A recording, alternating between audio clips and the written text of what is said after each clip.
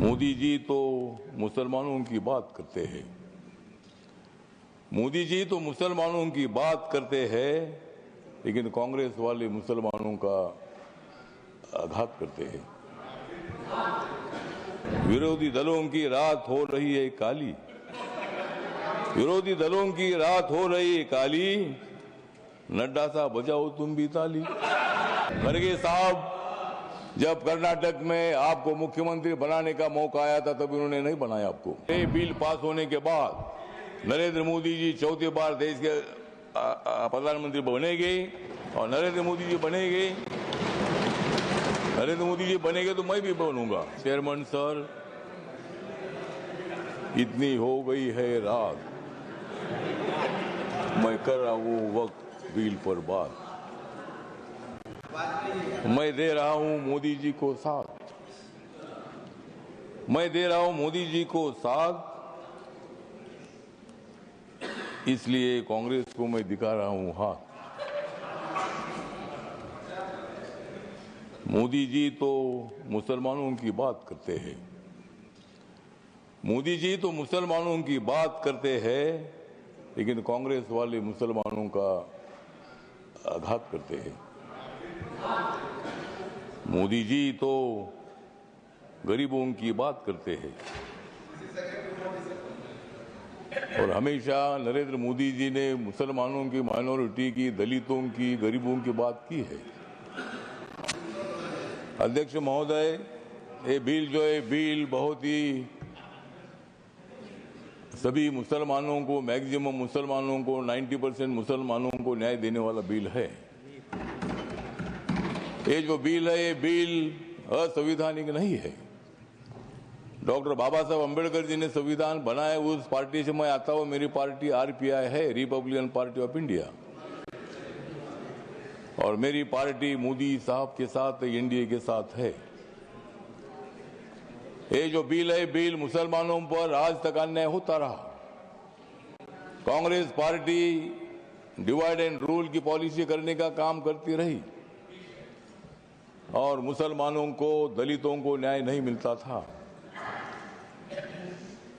आज मुझे लगता है कि जो ये बिल आया है, हमारे किरण रिजिजू जो ट्राइबल कम्युनिटी के बुद्धिस्ट है, माइनॉरिटी के हैं, और इसीलिए मैं बताना चाहता हूं कि हम किसी को भी नहीं जाएंगे शरण, हम किसी को भी नहीं जाएंगे शरण, क्योंकि माइनॉरिटी के मिनिस्टर है रिजिजू किरण।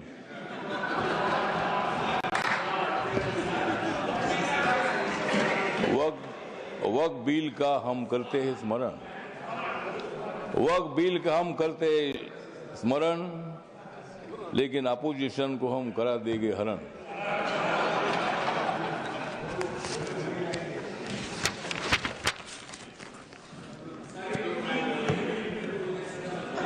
नरेंद्र मोदी जी है मुसलमानों के सच्चे वाली, नरेंद्र मोदी जी है मुसलमानों के सच्चे वाली।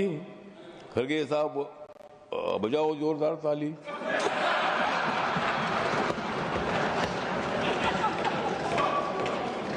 मत दे दो रोज मोदी साहब को गाली, मत दे दो रोज मोदी साहब को गाली, नहीं तो कुर्सी करो खाली। विरोधी दलों की रात हो रही है काली, विरोधी दलों की रात हो रही है काली, नड्डा साहब बजाओ तुम भी ताली।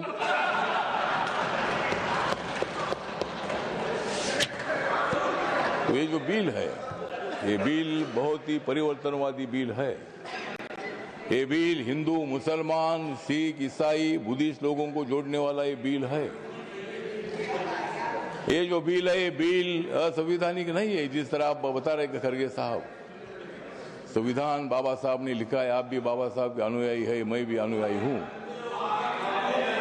और आप जिस कांग्रेस पार्टी में, खड़गे साहब, जब कर्नाटक में आपको मुख्यमंत्री बनाने का मौका आया था तब उन्होंने नहीं बनाया आपको, और मुझे भी मंत्री बनाने का मौका आया था, आपने मंत्री नहीं बनाया, मैं इसलिए इधर आया। मैं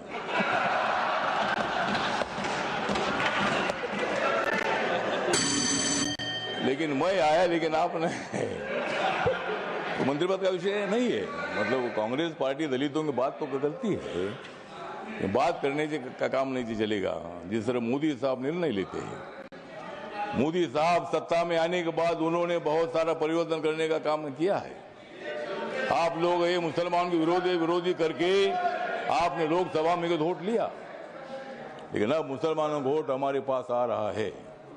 ये बिल पास होने के बाद सारे मुसलमान हमारे साथ आएगी, आपके साथ कोई नहीं रहेगी। हमारे साथ मुस्लिम समाज आएगा, हमारे साथ दलित समाज आएगा, हमारे साथ सिख समाज आएगा, हमारे साथ क्रिश्चियन समाज आएगा, ओबीसी समाज आएगा, ब्राह्मण समाज आएगा, सब समाज आएगा। हाँ, उनके पास कुछ नहीं रहेगा, मतलब उनके पास कुछ नहीं रहेगा। तो ठीक बात, कुछ ना कुछ उधर भी होना चाहिए। अपोजिशन की हमें आवश्यकता है, कुछ वोट उनको मिलना ही चाहिए, लेकिन मैक्सिमम वोट हमको मिलेगा। और ये बिल पास होने के बाद नरेंद्र मोदी जी चौथी बार देश के प्रधानमंत्री बनेंगे, और नरेंद्र मोदी जी बनेंगे तो मैं भी बनूंगा। तो इसी तरह मतलब कहने मतलब इतना है कि इस बिल का समर्थन करने के लिए मैं खड़ा हूँ। व्यक्त कम है, मेरी पार्टी छोटी पार्टी है, लेकिन मेरी पार्टी आगे बड़ी पार्टी हो जाएगी।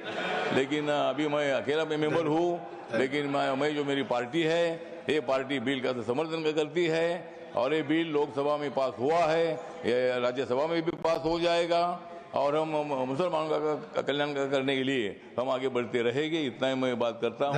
नमस्कार, प्रणाम। लेकिन जाते जाते थोड़ा सा किरण जी को मेरा कहना है कि बोध गया में जो हमारा महाबोधि महाविहार है, वो बहुत समाज का है। वहाँ गौतम बुद्ध को ज्ञान प्राप्ति हुई थी। वहाँ लगातार 50 दिनों से आंदोलन चल रहा है, और वहाँ का जो ट्रस्ट है 1949 का कानून है, उसमें 4 हिंदू है और 4 बुद्धिस्ट है। तो वहाँ के बौद्धों की मांग ऐसी है कि वो सभी मेंबर अपने होने चाहिए, अगर सरकार कर सकते हैं। धन्यवाद। लेकिन अब मुसलमानों का वोट हमारे पास आ रहा है। ये बिल पास होने के बाद सारे मुसलमान हमारे साथ आएगी, आपके साथ कोई नहीं रहेगी। हमारे साथ मुस्लिम समाज आएगा, हमारे साथ दलित समाज आएगा, हमारे साथ सिख समाज आएगा, हमारे साथ क्रिश्चियन समाज आएगा, ओबीसी समाज आएगा, ब्राह्मण समाज आएगा, सब समाज आएगा। हाँ, उनके पास कुछ नहीं रहेगा, मतलब उनके पास कुछ नहीं रहेगा। तो ठीक बात, कुछ ना कुछ उधर भी होना चाहिए। अपोजिशन की हमें आवश्यकता है, कुछ वोट उनको मिलना ही चाहिए, लेकिन मैक्सिमम वोट हमको मिलेगा।